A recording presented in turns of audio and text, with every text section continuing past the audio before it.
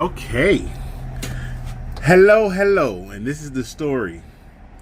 I want to say JB9515. I ain't got my reading glasses on. I'm getting old.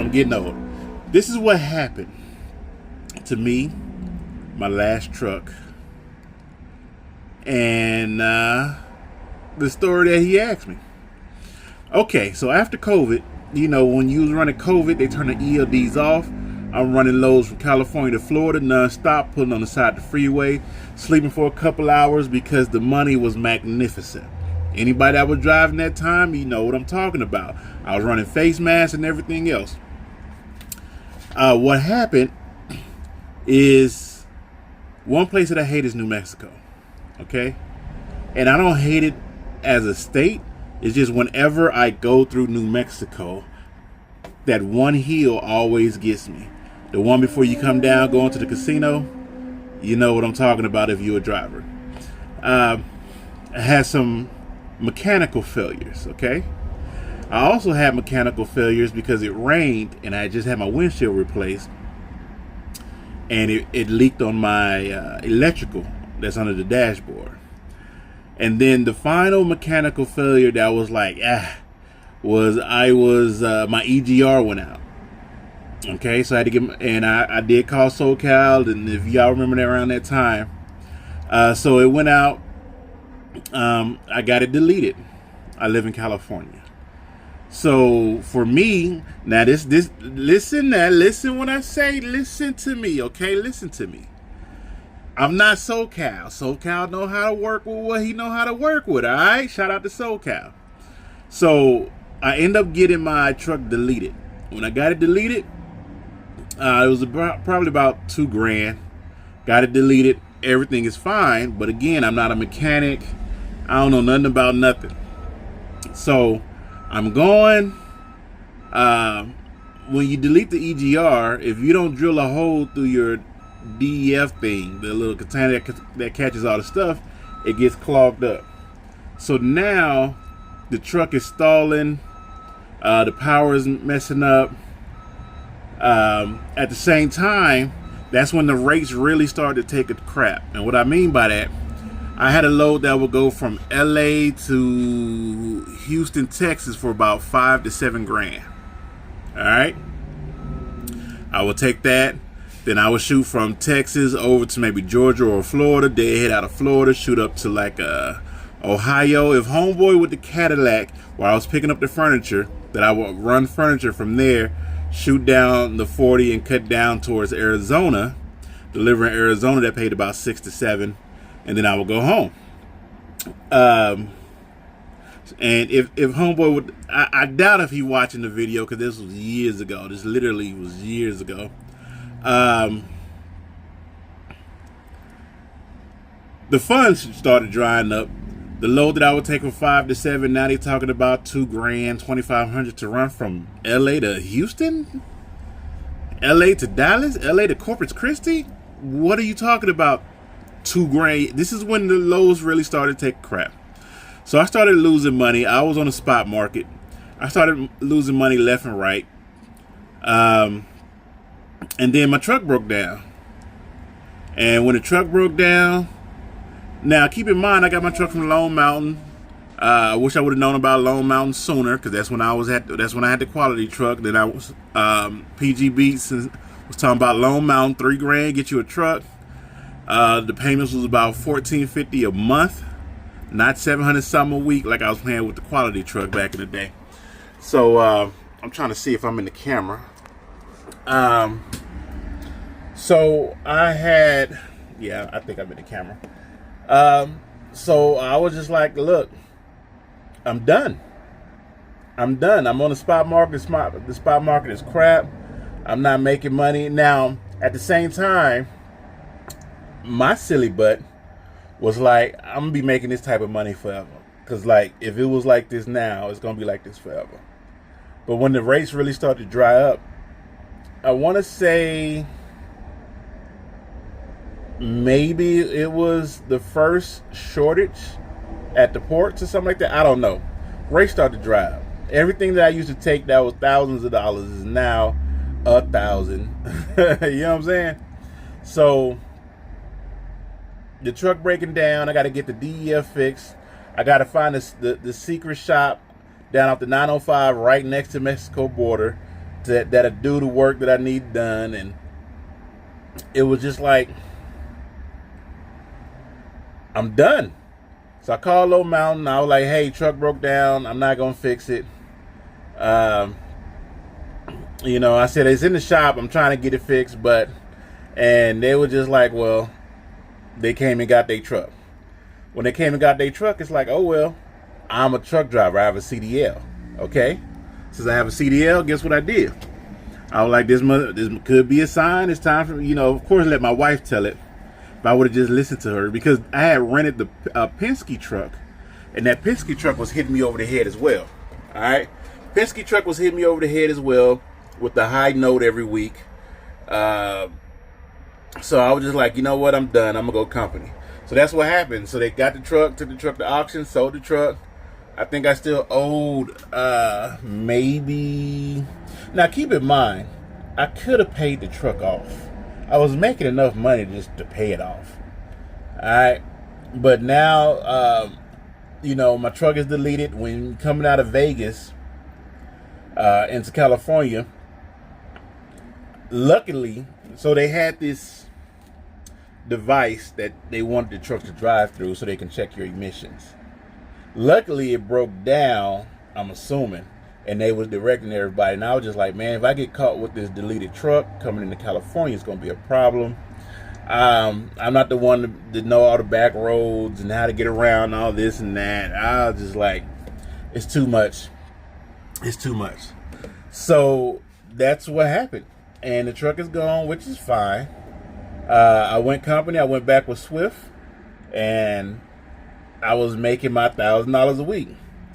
And now that I'm back here driving school bus, I missed that $1,000. I'm gonna tell you right now, I missed that $1,000. I was making my $1,000 a week, home on weekends, but I had to drive to LA. So the way things set up now, from what I did when I was doing my research, Jose and them got 905 locked down. All the freight come from Mexico goes to 905 freeway. When I say 905, I mean Otay Mesa. The 905, and it goes right there to the border. And then Jose and them got it on lock. Maria's doing the taxes. Jose and them hooking up to that trailer, and they're running it up to wherever it got to go. You'll see them with the Baja plates and the California plates, so you'll see them. And it's not a lot of truck traffic. LA, 90% truck traffic. San Diego, where I live at, 10-15%. You know what I'm saying? So what they would do now is any loads that they have to pick up from San Diego, they just send one of the LA guys down, pick it up, run it back up. So, because you can run loads, back in the day, it used to be about $5,000 to $1,000 to take a load from San Diego to LA. And then you can catch a load maybe going from LA back down to San Diego, or depending on the time of day, you would just deadhead. It's only about 2.5 hours. You know what I'm saying? So I went back company. Once I went back company, I was still away from the house, because I had to drive from San Diego to LA, park my car in LA, run the loads from Monday through Friday. Come Friday, I hop in my car, come back down to San Diego, and I was still away from the house. My whole goal was to get this passenger endorsement, because my guy, even though it was probably a couple years ago that he called and told me about this opportunity, I wanted to go ahead and get that passenger endorsement, get some experience doing what I'm doing now, so I can jump on the opportunity that he gave me and be the best at it. You know what I'm saying? If this particular individual is going to ask me to do something for him, or going to ask me to hop on what he's doing, I want to make sure to be the best that I can be at it, because this individual will never let me down. Not with the stocks, not with the crypto, not with the this, not with the that. So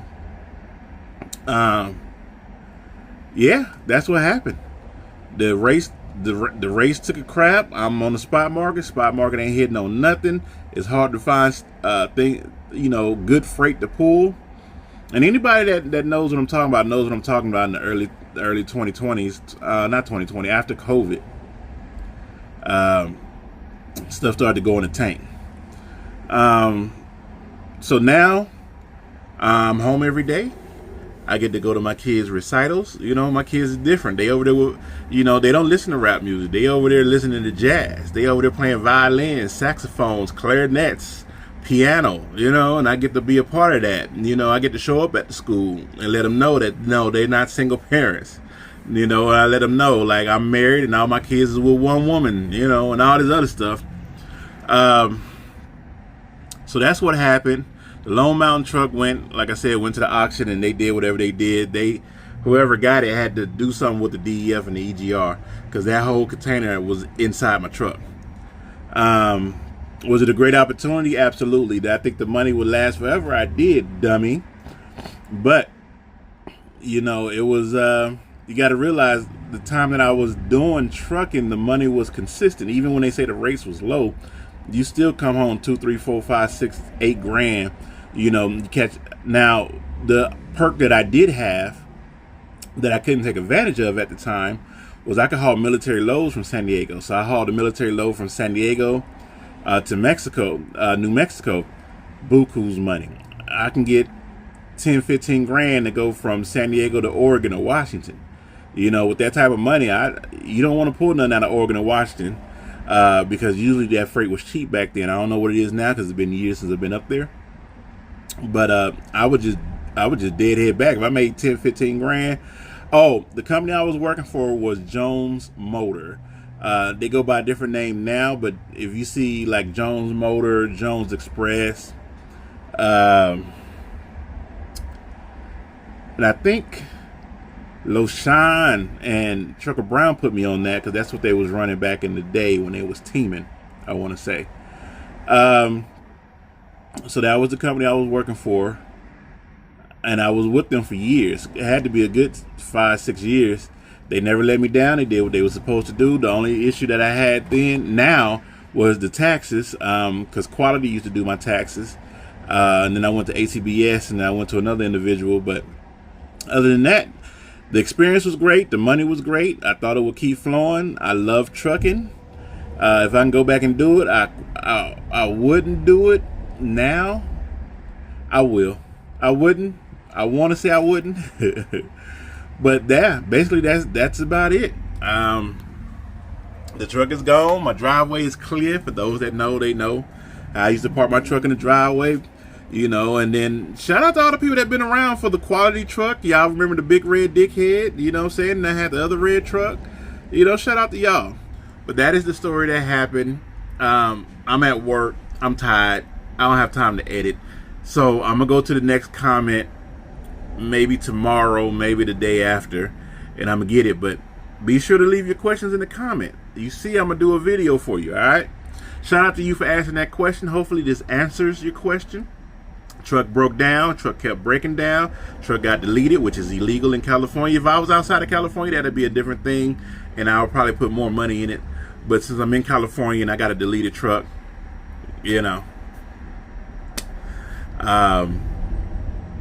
I guess you could say I'm scary. I don't know what to tell you. But yeah, it kept breaking down. The DEF got clogged up. I needed somebody to drill a hole, but trying to find somebody in California, or trying to find somebody, period, you had to call somebody to find somebody to do that, because that is technically illegal. So yeah, that's about it. Hopefully this answered your question. Shout out to everybody. Thank you for rocking with me. I'm going to go ahead and answer the next comment pretty soon. Make sure to put any questions you have for me about anything, about life, trucking, what I'm doing now, anything down in the comments. I'm guaranteed to answer you, all right? Hey, it's TRB. I'll holla at you. Peace.